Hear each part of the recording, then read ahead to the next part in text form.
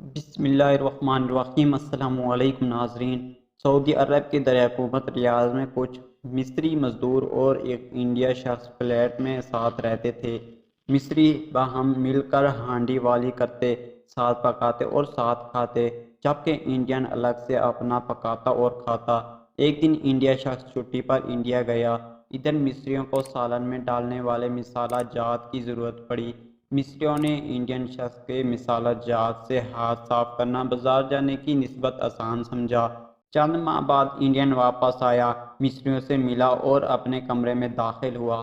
کچھ دیر بعد وہ گھبرایا اور بڑبڑاتے اپنے کمرے سے نکلا۔ مصریوں نے پوچھا کیا ہوا؟ انڈین کہنے لگا میں کمرے میں داخل ہوا، میرا ابا کمرے سے غائب ہے۔